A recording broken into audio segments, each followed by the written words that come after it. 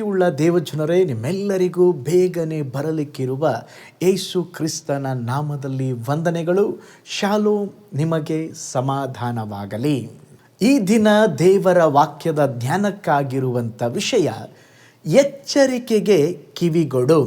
ಅದಕ್ಕೆ ಆಧಾರ ವಾಕ್ಯ ಯೆಹೆಜ್ಕೇಲನ ಬರೆದ ಪ್ರವಾದನೆ ಗ್ರಂಥ 3ನೇ ಅಧ್ಯಾಯ 17ನೆಯ ವಚನ.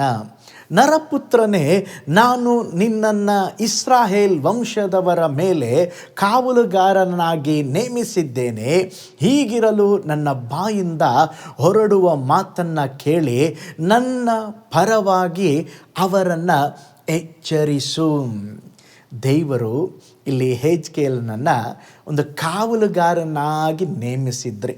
ಈ ಕಾವಲುಗಾರನ ಕೆಲಸ ಏನಂದರೆ, ಅಪಾಯ ಬರುವ ಮುಂಚೆ ಜನರನ್ನು ಎಚ್ಚರಿಸುವಂಥದ್ದು. ದೇವರು ಇಂದಿಗೂ ಸಹ ತಮ್ಮ ವಾಕ್ಯದ ಮೂಲಕ ನಮ್ಮನ್ನು ಎಚ್ಚರಿಸುತ್ತಾರೆ.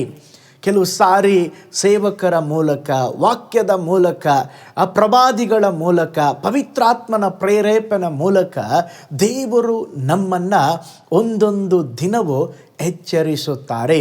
ನಾವು ಅನೇಕ ಬಾರಿ ದೇವರ ಎಚ್ಚರಿಕೆಯನ್ನು ನಿರ್ಲಕ್ಷ್ಯ ಮಾಡುತ್ತೇವೆ. ಆದರೆ ದೇವರ ಎಚ್ಚರಿಕೆ ನಮ್ಮನ್ನು ಹೆದರಿಸಲು ಅಲ್ಲ, ಭಯಪಡಿಸಲು ಅಲ್ಲ, ನಮ್ಮನ್ನು ರಕ್ಷಿಸಲು. ತಂದೆ ತನ್ನ ಮಗುವನ್ನು ಅಪಾಯದಿಂದ ಕಾಪಾಡುವಂತೆ ದೇವರು ತನ್ನ ಜನರನ್ನು ಯಾವಾಗಲೂ ಅಪಾಯದಿಂದ ತಪ್ಪಿಸುವುದಕ್ಕಾಗಿ ಎಚ್ಚರಿಸುತ್ತಾರೆ. ಆದುದರಿಂದ ನಾವು ದೇವರ ಸ್ವರವನ್ನು ಕೇಳುವ ಹೃದಯ ಮತ್ತು ವಿಧೇಯತೆಯಿಂದ ಸ್ಪಂದಿಸುವ ಮನಸ್ಸು ನಮಗಿರಬೇಕು. ಒಂದು ಉದಾಹರಣೆಯನ್ನು ತಮ್ಮೊಂದಿಗೆ ಹಂಚಿಕೊಳ್ಳುತ್ತೇನೆ. ಒಂದು ರಾತ್ರಿ ಎಲ್ಲರೂ ನಿದ್ರೆ ಮಾಡುತ್ತಾ ಇದ್ದರು. ಅವರು ಒಂದು ನಾಯಿಯನ್ನು ಸಾಕುತ್ತಾ ಇದ್ದರು.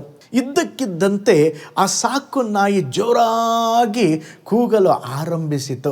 ಮನೆಯವರು ಅದನ್ನು ಮೌನವಾಗಲು ಏನೆಲ್ಲ ಪ್ರಯಾಸ ಪಟ್ಟರು. ಮತ್ತೆ ಅದು ಕೂಗುತ್ತಲೇ ಇತ್ತು. ಮತ್ತೆ ಇವರು ಮಲಗಿದ್ದರು. ತಿರುಗಿ ಆ ಮಲಗಿದ ಆ ವ್ಯಕ್ತಿಗಳ ಹಾಸಿಗೆ ಮೇಲೆ ಆ ಕಂಬಳಿಯನ್ನು ಎಳೆಯಲು ಆರಂಭಿಸಿತು. ಇದು ಯಾಕೆ ಹಿಂಗೆ ಮಾಡ್ತಾ ಇದೆ ಅಂತೇಳಿ ಹೊರಗಡೆ ಹೋದಾಗ ಸ್ವಿಚ್ ಬೋರ್ಡ್ನಿಂದ ಹೊಗೆ ಬರುತ್ತಾ ಇತ್ತು. ಆ ನಾಯಿಯ ಎಚ್ಚರಿಕೆಯಿಂದ ಅವತ್ತು ಇಡೀ ಕುಟುಂಬದ ಜೀವ ಉಳಿಯಿತು. ಕೆಲವೊಂದು ಸಾರಿ ನಮ್ಮ ಜೀವನದಲ್ಲಿ ಕೂಡ ದೇವರು ಅಪಾಯವಿರುವ ಸಂದರ್ಭದಲ್ಲಿ ನಮ್ಮನ್ನು ಎಚ್ಚರಿಸುತ್ತಾರೆ.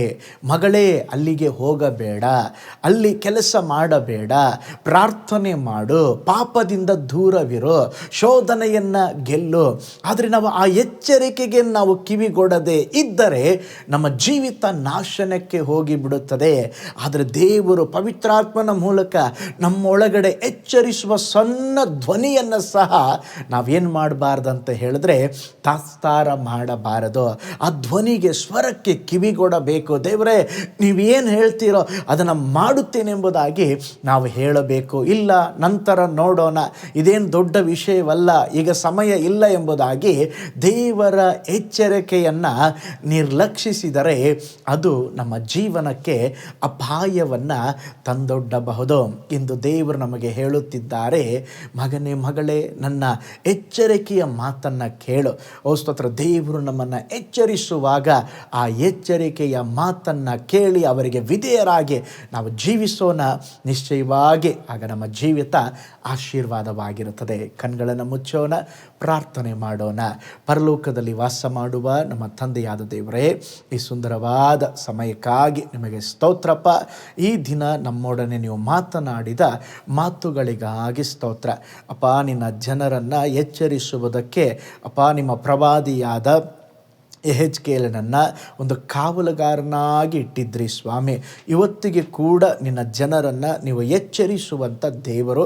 ನಮ್ಮ ಜೀವಿತದಲ್ಲಿ ದೇವರೇ ಮಾರ್ಗ ತಪ್ಪಿ ಹೋಗುವಾಗ ಅಥವಾ ದೇವರೇ ನಮ್ಮ ಜೀವಿತದಲ್ಲಿ ನಿಮ್ಮನ್ನು ಬಿಟ್ಟು ದೂರ ಹೋಗುವ ಅನುಭವ ಒಂದು ಸಾರಿಯಾದರೂ ಇರಬಾರದು. ಪ್ರತಿ ಸಾರಿ ನಿಮ್ಮ ಎಚ್ಚರಿಕೆಯ ಧ್ವನಿಯನ್ನು ಕೇಳಿ ಕಿವಿಗೊಟ್ಟು ನಮ್ಮ ಜೀವವನ್ನು ಸ್ವಾಮಿ ದೇವರೇ ಕಾಪಾಡಿಕೊಳ್ಳಿಕ್ಕೆ ಸಹಾಯ ಮಾಡಿರಿ. ಈ ವಿಡಿಯೋ ವಾಚ್ ಮಾಡುತ್ತಿರೋ ಪ್ರತಿಯೊಂದು ಕುಟುಂಬ ಕುಟುಂಬಗಳನ್ನು ಆಶೀರ್ವಾದ ಮಾಡಿರಿ. ಯಾರಿಗಾದರೂ ಪ್ರಾರ್ಥನೆಯ ಅವಸರಗಳಿರೋದಾದರೆ ಯೇಸುವಿನ ನಾಮದಲ್ಲಿ ಅವರ ಜೀವಿತದಲ್ಲಿ ಒಂದು ಅದ್ಭುತ ಸಂಭವಿಸಲಿ.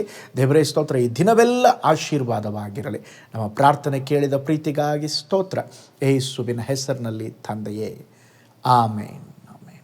Price lord. ಹಾಗಾದರೆ ನಮ್ಮ ಜೀವಿತದಲ್ಲಿ ದೇವರ ಸ್ವರಕ್ಕೆ ಎಚ್ಚರಿಕೆ ಉಳ್ಳವರಾಗಿ, ಅವರು ಎಚ್ಚರಿಸುವ ಮಾತುಗಳನ್ನು ಕೇಳಿ ವಿಧೇಯರಾಗಿ ನಡೆಯೋಣ. ನಿಶ್ಚಯವಾಗಿ ಆಗ ನಮ್ಮ ಜೀವಿತ ಆಶೀರ್ವಾದದಾಯಕವಾಗಿರುವುದು. ಕರ್ತನು ನಿಮ್ಮನ್ನು, ಕುಟುಂಬವನ್ನು ಆಶೀರ್ವಾದ ಮಾಡಲಿ. God bless you. ಕರ್ತನಲ್ಲಿ ಪ್ರಿಯರೇ, ಈ ಸಂದೇಶ ಮತ್ತು ಪ್ರಾರ್ಥನೆ ನಿಮಗೆ ಆಶೀರ್ವಾದಕರವಾಗಿದ್ದರೆ, ದೇವರು ನಿಮ್ಮನ್ನು ಪ್ರೇರೇಪಿಸಿದರೆ, ನಂಬಿಕೆಯಿಂದ ಸಾಗುವ ಈ ಸೇವೆಗೆ ನಿಮ್ಮ ಅಮೂಲ್ಯವಾದ ಕಾಣಿಕೆಯನ್ನು ಬಿತ್ತಿರಿ. ಪ್ರೀತಿಯ ದೇವಜನರೇ, ವಾಯ್ಸ್ ಆಫ್ ಹೋಪ್ ಮಿನಿಸ್ಟ್ರಿಯ ವತಿಯಿಂದ ಕೋರಮಂಗಲದಲ್ಲಿ ಪ್ರತಿ ಭಾನುವಾರ ಬೆಳಿಗ್ಗೆ 9:30ಕ್ಕೆ ಕನ್ನಡ ಆರಾಧನೆ ನಡೆಯುತ್ತಿದೆ. ಆತ್ಮಭರಿತವಾದ ಆರಾಧನೆ, ಮನಮುಟ್ಟುವ ಸಾಕ್ಷಿ, ಬಲಪಡಿಸುವ ದೇವ ಸಂದೇಶ. ಬನ್ನಿ, ನಮ್ಮೊಂದಿಗೆ ಭಾಗಿಯಾಗಿ ಕರ್ತನನ್ನು ಆರಾಧಿಸಿರಿ. ನೂತನ ತಿಂಗಳ ಆಶೀರ್ವಾದ ಕೂಟ ಪ್ರತಿ ತಿಂಗಳು ಮೊದಲ ದಿನ ಸಂಜೆ 7 ಗಂಟೆಗೆ.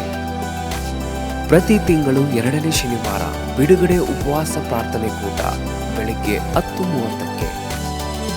ನಿಮಗಾಗಿ ಪ್ರಾರ್ಥಿಸಬೇಕೆ? ನಿಮಗೆ ಯಾವುದಾದರೂ ಪ್ರಾರ್ಥನೆ ಮನವಿಗಳು ಇರುವುದಾದರೆ ಕೆಳಗಿನ ನಂಬರಿಗೆ ಕರೆ ಮಾಡಿ ಅಥವಾ ವಾಟ್ಸಪ್ ಮಾಡಿ.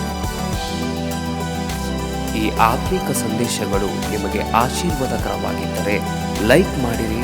ಇಂಥ ಅದ್ಭುತ ಸಂದೇಶ ಪ್ರತಿದಿನ ನೋಡಲು ಬಯಸುವುದಾದರೆ ಸಬ್ಸ್ಕ್ರೈಬ್ ಮಾಡಿ ಹಾಗೂ ಇತರರೊಂದಿಗೆ ಶೇರ್ ಮಾಡಿರಿ. ಕರ್ತನು ನಿಮ್ಮನ್ನು, ನಿಮ್ಮ ಕುಟುಂಬವನ್ನು ಆಶೀರ್ವದಿಸಲಿ.